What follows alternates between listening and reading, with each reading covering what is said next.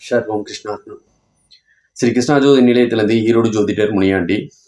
நம்ம தினம் ஒரு ஜாதகம் அப்படிங்கிற கணக்கில் பிறக்க போகிற குழந்தைகளுக்கு ஜாதக விளக்கங்களை கொடுத்துட்ருக்கோம். அதில் இப்போதைக்கு நம்ம பார்க்கக்கூடியது 16/1/2026 பிறக்கக்கூடிய குழந்தையின் ஜாதக பலன்களை பார்த்துடலாம். குழந்தை பிறக்கிறது தமிழ் வருஷம் விசுவாவசு வருடம் தை மாதம் 2ஆம் தேதிங்க. அன்னைக்கு வெள்ளிக்கிழமை.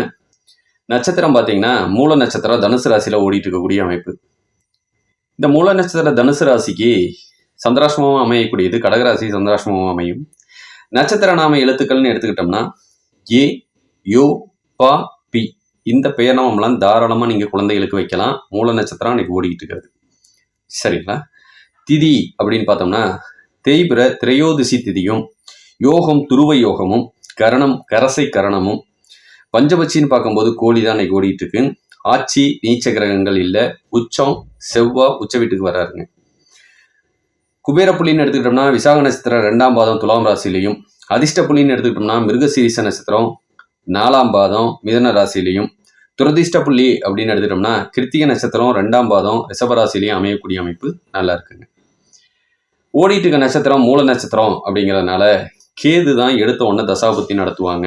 7 வருஷம் கேது தசை நடக்கும். பிறப்பு நேரத்தை பொறுத்தளவுக்கு கொஞ்சம் மாறுங்க, குறைஞ்சிக்கிட்டு வரும். சரிங்களா? அதுக்கப்புறம் சுக்கிர தசை ஒரு 20 வருஷமும், சூரிய தசை ஒரு 6 வருஷமும், சந்திர தசை ஒரு 10 வருஷமும், செவ்வாய் தசை ஒரு 7 வருஷம், ராகு தசை ஒரு 18 வருஷம் வரைக்குமே நம்ம லக்னங்களை போட்டுக்கலாம்.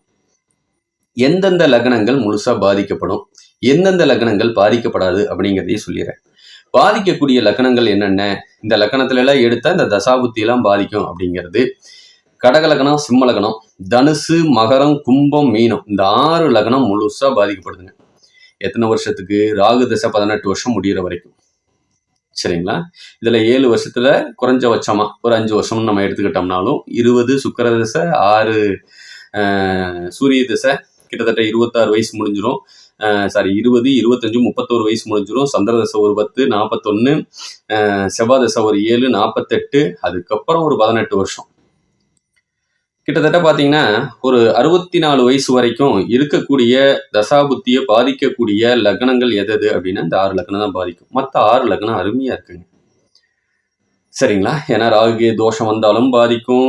தனுசு, அடுத்தது பார்த்தீங்கன்னா சந்திரனோட வீடு, சூரியனோட வீடு, இவங்க எல்லாருமே பாதிக்கப்படுறாங்க. அப்போனா அந்த அந்த லக்னங்களை நம்ம கொஞ்சம் ஒதுக்கிட்டோம்னாவே நல்லா இருக்கும். ஆப்ரேஷன் இது பண்ணுற மாதிரி இருந்ததுன்னா. சரிங்களா? இதே சுபப்பிரசவமாக பிறந்துட்டாங்க அப்படின்னு சொன்னால் தாயும் தந்தையும் குழந்தைகளோட வாழக்கூடிய வாழ்க்கை எவ்வளவு வருஷம் அப்படின்னா ஒரு 30 ஆண்டு அதிகபட்சமாக அவ்வளவுதான். அதுக்கப்புறம் அவங்களுக்கு குடும்பம் அமையும், குழந்தை குட்டி வருவாங்க. மாமனார் மாமியாருக்கு, அதாவது மாமியார் மருமகளுக்கு எப்பயுமே ஆகாது. ஏன்னா இங்கே சந்திரன் சுக்கரன் எப்பயுமே பார்த்தீங்கன்னா என்னதான் தங்கமா மாமியா இருந்தாலும் தங்கமா மருமகள் இருந்தாலும் இங்கே எதுவுமே ஒத்து வராத சூழ்நிலை தான். ஏன்னா சந்திரனுக்கும் சுக்கரனுக்கும் ஆகவே ஆகாது. நம்ம அந்த கணக்கில் தான் எடுப்போம். அப்படின்னா எப்படி அவங்க பார்த்துக்கிட்டாலும் பிடிக்கலைங்கிற ஒரு காரணம் தான் வரும். சரிங்களா? இந்த அமைப்பு இருக்கிறதுனால முடிஞ்ச வரைக்கும் அவங்களோட அதுக்கப்புறம் 30 ஆண்டு காலத்துக்கு மேலேயும் நல்லா இருந்தாங்கன்னா நல்லா இருக்கும். அந்த 30 வருஷம் தாய் தந்தையோட இருக்கிற வரைக்கும் தாய் தந்தைக்கும் லாபத்தை கொடுக்கணும். வேண்டாத சங்கடங்கள் கொடுக்கக்கூடாது, கடனை கொடுக்கக்கூடாது, நோய் நொடியை கொடுக்கக்கூடாது, பிரிவை கொடுக்கக்கூடாது. சரிங்களா? இந்த இந்த இந்த பிரச்சனைக்கெல்லாம் ஒரு தீர்வு கொடுக்கறது நல்ல லக்னங்கள் குழந்தைங்க பிறந்துட்டாங்கன்னா. அந்த காலத்துல ஒன்று குறிப்பிட்டு சொல்லுவாங்க, குழந்தை ஜாதகம் வந்துருச்சா உன் ஜாதகத்தை தூக்கி போட, அதெல்லாம் ஆகாது, குழந்தை ஜாதகம் துல்லியமா சொல்லும் அப்படின்னு அந்த காலத்துல சொல்லுவாங்க. சரிங்களா? காரணம் என்ன தெரியுங்களா?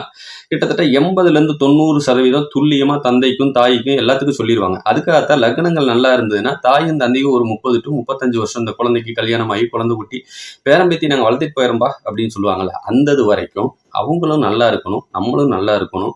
அதனால பிறக்க போற குழந்தைகளோட வாழ்க்கையும் நல்லா இருக்கணும் அப்படிங்கிற காரணத்துக்காகத்தான் இதை நான் எந்த ஜோதிடரும் சொல்றது இல்லை.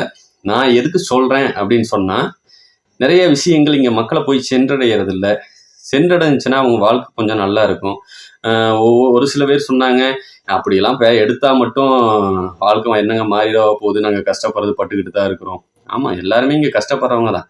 இது வரைக்கும் தமிழ்நாட்டில் மிகப்பெரிய உயர்ந்த இடத்துல இருக்கிறவங்க பூரா மிராசுதாரர்கள்லாம் இப்போ பேர் புகழோடு இருக்காங்களான்னா அவங்களாம் எங்கே இருக்காங்கன்னே தெரியாது.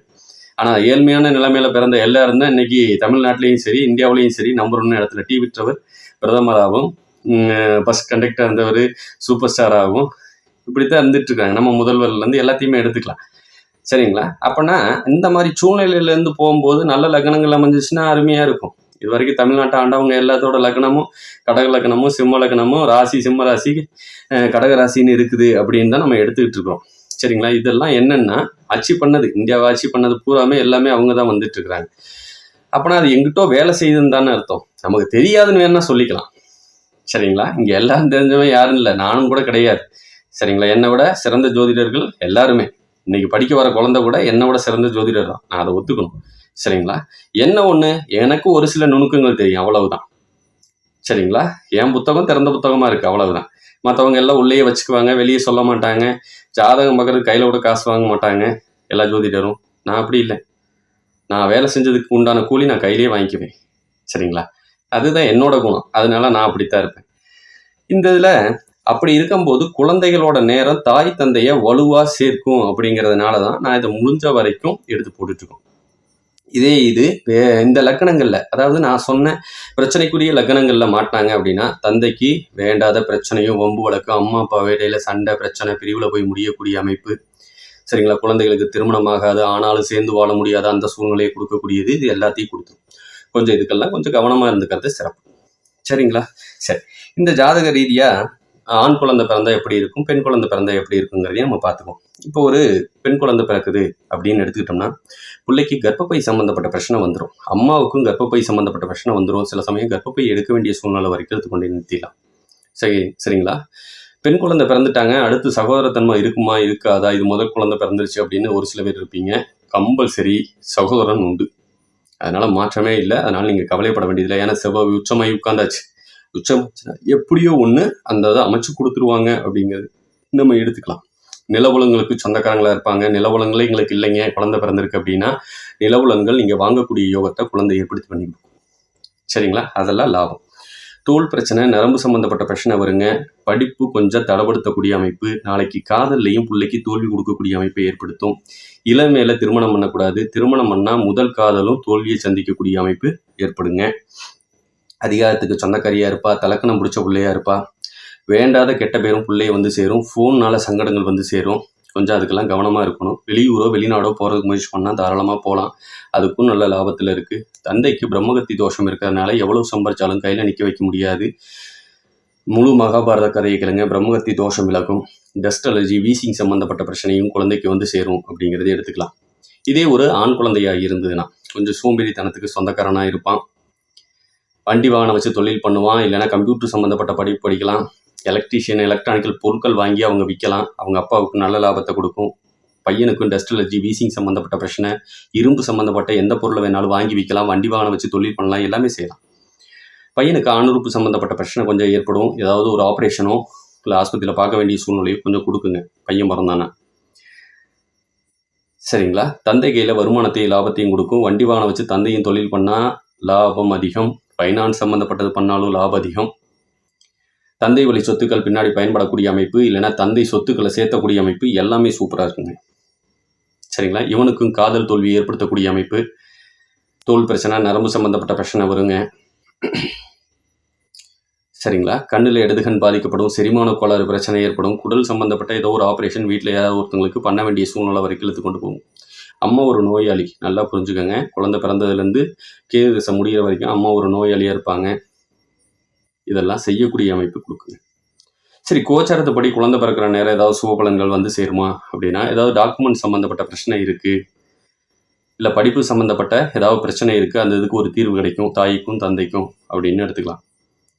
சரிங்களா? தொழில் லாபத்தை கொடுக்கறது வைகாசி 18ஆம் தேதிக்கு மேலே கொடுக்கும் அப்படிங்கிறதையும் எடுத்துக்கலாம். இடம் சம்மந்தப்பட்டது, வீடு சம்மந்தப்பட்டதுக்கு நாங்கள் முயற்சி பண்ணிகிட்டு இருக்கோம் அப்படின்னா வைகாசி 18ஆம் தேதிக்கு மேலே நல்ல யோகம் வந்து சேரும் அப்படிங்கிறத எடுத்துக்கலாம். சரிங்களா? இந்த ஜாதக ரீதியாக உங்களுக்கு ஏதாவது தகவல் தேவைப்பட்டாலும், ஜோதிட தகவல் தேவைப்பட்டாலும் தாராளமாக கீழே இருக்க நம்பருக்கு வாட்ஸ்அப் பண்ணுங்கள். இல்லை அப்படின்னு சொன்னால் ஃபோன் பண்ணுங்கள்.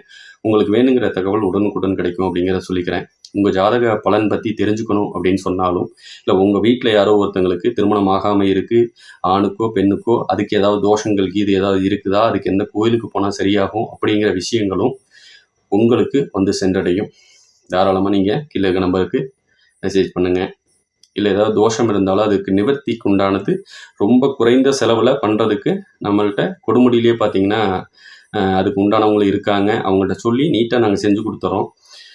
ஏதாவது தேவைப்பட்டதுனாலும் தாராளமாக கூப்பிடுங்க. நன்றி, வணக்கம்.